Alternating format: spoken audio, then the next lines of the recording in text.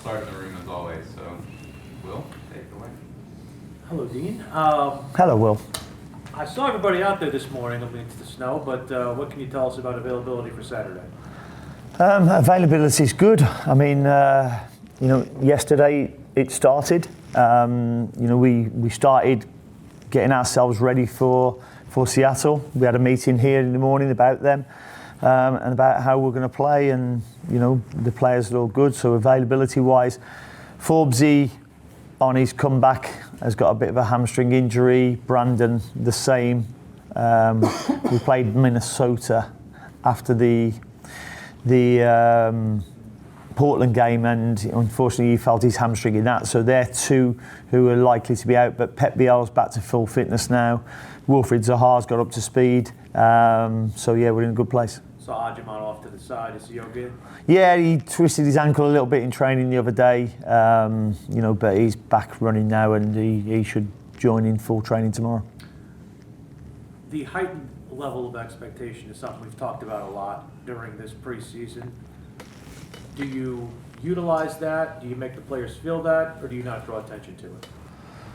I don't really draw attention to it. The players know that my expectations are to improve on last season, so we've got to improve from being fifth. We want to be challenging, for top four spot, for Community Shields, for MLS Cups, for US Opens, for Leagues Cup. That's what we want. I said from the start when I came in here, we're coming in here to try and win things and compete to win things, but we know how tough that can be as well. It seemed like the most experimental position you had was the non-Ashley Westwood double pivot midfield spot. You used a lot of people in that spot: Gianni, Petkovic, Williamson, Bronico. Is that going to be a as opposition merits position, or do you feel like somebody might win that role outright? I want people to challenge to win it outright. That's what I want. Whoever gets that shirt on Saturday needs to keep that shirt. And that goes for Ashley Westwood as well, and he knows that. I've put pressure on him. He's another year older, another year of experience. And I might have to manage him more than I did last season. But at the moment he'll be kicking and screaming, I think, if I do manage him. To that end, how much of a closer eye do you have to manage when it comes to match management with 3 competitions ahead of you this year? I think we're going to have to, because I think there's more games as well this season. But for me, that's welcome, because I think you need more games to test the squad.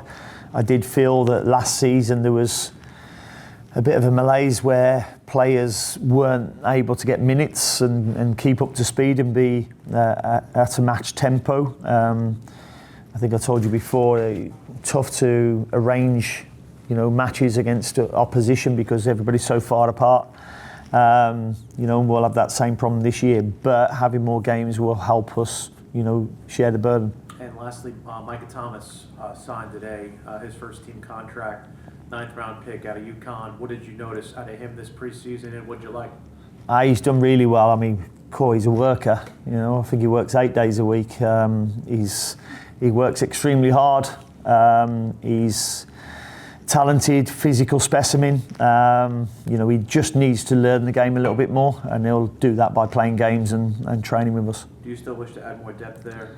Yeah, we still need a left back for sure. I've been made aware that in a few weeks, I think the USA will play a national team game, a couple of games, and it's not during a window, so we'll lose whoever gets called up for the national team for, I think it's San Jose game. So we have to make sure that we've got somebody in and ready if Mike is not ready. Same thing goes for striker, I guess, as well. Exactly. Yeah, same goes for striker. I don't understand how we don't have international windows and games go ahead during international games. That's a bit strange to me, but it is what it is. Those are the 2 positions you need depth at anyway. Yeah, they are. Although I've been really happy with Idan Toklamati, the way he's trained, the way he's played. He scored the winning goal against Minnesota after the Portland game as well, and he showed a real enthusiasm for the game so far. Zaha was in here yesterday and described, like, in the process of deciding to come here, watching YouTube clips and seeing himself fitting in this team, your style. You know, what is it? Do you think that's true, and how do you think he fits in well with your style? He's just a really, really good player. Technical ability, confidence-wise, he can create, he can score. He doesn't mind, and what I've seen so far, he doesn't mind taking the ball under pressure. So there'll be times where there'll be 2 or 3 opposition players around him, which means that we've got 2 or 3 spare men elsewhere, and he'll be able to find them the ball. What I have seen during pre-season already is that he will probably become one of the most fouled players in the MLS this season. So I do hope he gets protected as well. Do you sense that he is being patient? I know you told him, you know, you might not get the service you're used to, at least not at the beginning. Do you sense he's... Yeah, no, he's a humble guy. He's confident in his own ability, but he's a humble guy as well. And he's settled in with all the players. He doesn't shirk any responsibilities. Talks up in team meetings, which is really good to see and hear. And yeah, it'll be a great addition for us. Does he talk loudly in team meetings? Because he seems very quiet and laid back. Not so loudly, but straight to the point. You know, I've always said I like to know what players are thinking, and he'll let me know what he's thinking when I ask. So, you know, that's what I want to hear, because I believe you can only coach players when you actually know what they're thinking, you know, and know what they know, and that's our job as coaches, to understand what they know. What is this time of, you know, just with the season just about to start? Is this a special time for you as manager, when everything's anticipation, all teams are level? I mean, there's an excitement to go into a new season, knowing that we can improve on what we did last season. You know, I've not paid too much attention to what other clubs have done. That's, you know, I can't control what they do, so I don't bother too much about that, and I've always said that. You know, I mean, last night gave me the opportunity to watch Seattle. You know, they played in the Champions Cup last night, and you know, it looked a bit of a battle, I must admit. You know, so it was an interesting watch for me to watch that competition, certainly in the first round, and seeing how cold it was in Kansas for Miami as well, and you know, so there's a lot of things going on, but we're really excited for this season now. Yeah, it was a little warmer in Honduras for Cincinnati. I watched that match. What would you say the chemistry of the team is at this point? I think it's getting there. I think certainly Wolf coming in, Eric Williamson coming in, they're getting to know the rest of the team. They're getting to know what I'm after as well from them, and what I expect from them. You know, pre-season's been good that we've got players in relatively early as well, in terms of Eric and Wolf, so they've had some pre-season with us, and yeah, I think, listen, there was an awful lot of chemistry between a lot of them last season. There's not been a high turnover for us, so, you know, our job is to build on that culture and that chemistry. And Tiger's healthy, and, you know, finding the net in pre-season and stuff. How much will he challenge for minutes this year? Tiger's magic, but he's not magic in the sense that he's not his brother, who is magic. And that was another question I was thinking about. And, you know, he hasn't quite got the Midas touch like his younger brother Midas. But great names for the three of them. But in terms of Tiger, he's had a really good pre-season. He looks fitter, he looks hungrier. I've always believed that we should be able to get the best out of him as coaches. And if we don't, then we've got to look in the mirror, because the physique, the talent is there, you know, and I think the mentality is starting to come from him as well. So you're a golfer. Have you used the line from Caddyshack with him yet? You know, you're killing me, Smalls. No, I haven't used that one yet. No, he normally gets the magical, the Midas from me. That's Sandlot. Yeah, we got a correction. It's Sandlot. It's Judge Smales. Yeah. Jorge and then Mike. How percentage-wise, where would you say in your mind your starting 11 is for Seattle? About 80%. Okay. Yeah. Nice. I know Eric Williamson mentioned that anytime he's played in Seattle, he hasn't lost. So I don't know if that is a factor for you. It's not a factor because that's the first I've just heard of it. But Miles has told me that he's played in that stadium a number of times and done really well. Nice. What have you noticed from Seattle? Like you mentioned a little bit, they played last night. They've got new signings in Ariola, Ferreira. Yeah, I mean, I don't know whether last night was going to be their starting 11 for the weekend. They made changes on the hour mark. Certainly that game will have taken something out of them, more so obviously than us. But I can't go around predicting their team because I don't know. I mean, they play with a back three, two wing backs, a midfield, two and a front three. Morris wants to run in behind all the time. And it's going to be an interesting game for us. I haven't watched any of their pre-season games, but I remember watching a couple of their games last season in the playoffs against Houston, I think it was. I think they won both games on penalties. And they were really tight games and, probably learnt a lot from them. Nice. You got a couple of tough matches to start off. Is that something that I guess could set the tone for just to start off the season, having positive results? Seattle, you got Atlanta, you got Miami. Yeah, I mean, listen, you dealt what you dealt, and you have to go and get on with that. We'll look forward to every game. It's a long one on the road to start with, but it was a long first away game to Vancouver last year, so there's not much difference there. Probably about 30 minutes or so by air. But we're looking forward to that game and what it's going to bring. Nice. And then last one for me. I think at Coachella I saw a picture of you, Zaha, and Roberto Di Matteo. Anything you can share about that? Yeah, so Robbie was over there and he contacted me. He was over there with his wife and I think his son, and he contacted me if he could come in and watch training for the day. I'd done a League Managers Association appearance with him when I was back in the UK over Christmas, and I said, listen, whenever you're over and you want to pop round to watch training, more than welcome. So he enjoyed it, although the weather was a little bit cold in Miami at that time, so we was all a little bit colder than we should have been. Thank you. No worries.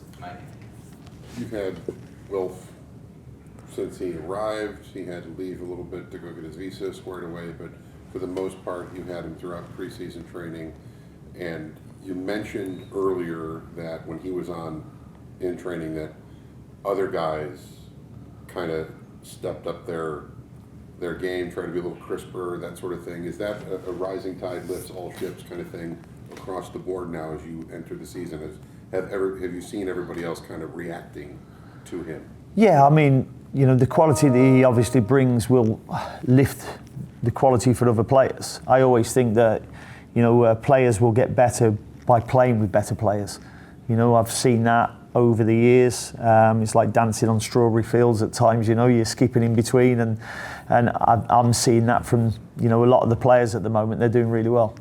And as you go into the opener, you talked about wanting to bring in some more depth in other positions, but overall with this group you're taking to Seattle, what kind of confidence do you have? I'm happy where we are with them. I really am. I mean, listen, we want to obviously add a left back.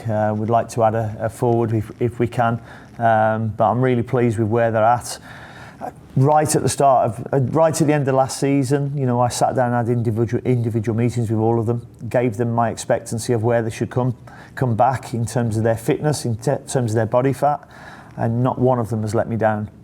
They've come back hungry. They've known what to expect because they've done pre-season with me last year, and the professionalism that they've shown has been outstanding. This just your second season, starting your second season. Do you feel that, and I don't know that you'll take credit for it, but do you feel that a culture that you believe in has taken root here? Yeah, I do, but a culture is not always just about one person. It's about the whole thing. The players, the staff, the ownership, supporters. If you can get, and I spoke about this a lot last year, togetherness. If you can get that, it's such a hard thing to shift momentum from that. And we need to keep feeding into that, because the longer you have it, the more successful you can be. Dean, what kind of tangible differences have you noticed in Pat since he came back from national team camp in terms of his play, but also his confidence? Yeah, I mean, it's hard to measure, isn't it, when you talk confidence, but he's had wouldn't say a bowl to his step, but he's certainly been.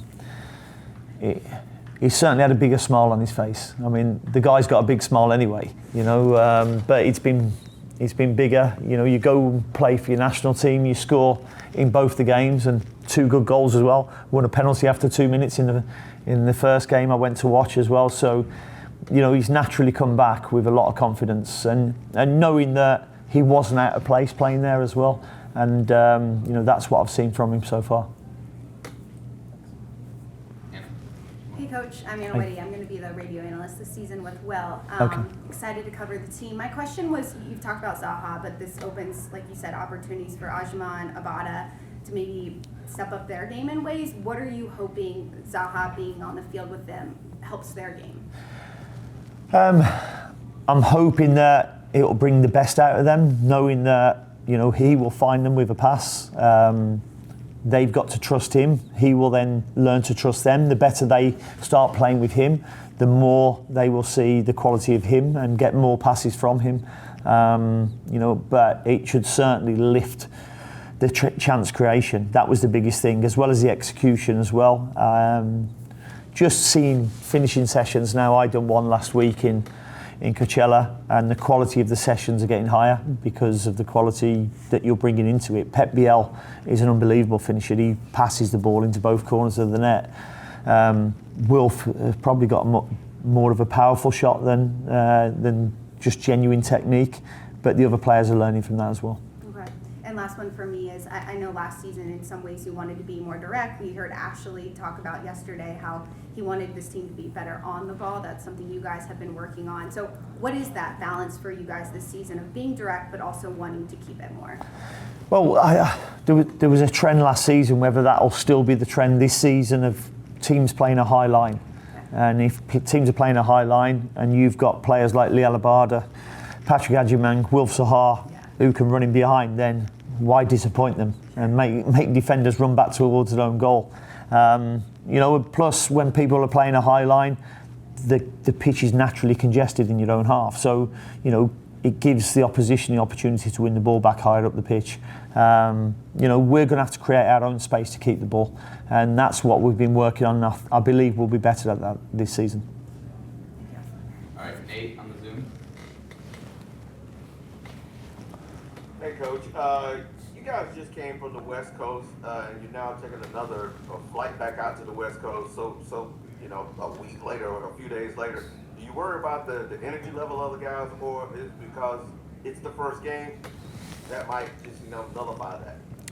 No, the energy levels are good, and I just spoke at length earlier about you know, travelling. You know, in the UK, it's a very, very small country, but you can travel on a bus for 5 hours to a game, and you know, we're flying charter plane to Seattle. You know, they'll have some food on there, they'll be able to sleep on there, and then they'll be able to get off and go straight to a hotel, have a nice double bed to themselves, nice food laid on, and then all of Saturday laid up and doing what they want to do at leisure. So I don't think there's much hardship in travelling to the West Coast at all, and I don't expect my players to lack energy for it. And if they do, then they've made the wrong choices throughout the 24 hours leading up to that game. Appreciate it. All right, we'll end back in the room. I think Steve had a final one. Yeah, when Wolf was talking yesterday, he talked about like the difference between like him and Liel, with Liel like trying to drift in a little more and how he liked to stay wide and stuff. But Wolf's, one of his superpowers is just like he runs at people, likes to get them face up and then just dismember them on the way in. So where other wingers try to get around with things like that, will that aspect of him, you know, being a true threat just to run, because it tends to be disruptive to the entire back line when someone is forcing other players to make decisions on coverage. Is that something you think will? I mean, we're going to see this in the first game tomorrow, because what I've seen of Seattle, they play a back three. The wing backs like to play high. If they play high, they're going to leave Wolf Zaha up against one of their centre backs. You know, so it's going to be really interesting in that first game whether they end up playing a back five or a back three, and there's a big difference between the two, because if they play a back five, then there's spaces, you know, either side of their two centre midfielders. If they do play their wing backs higher, then Wolfred Zaha is going to be up against their centre back, and I won't want to be their centre back. Thanks. All right, thank you guys.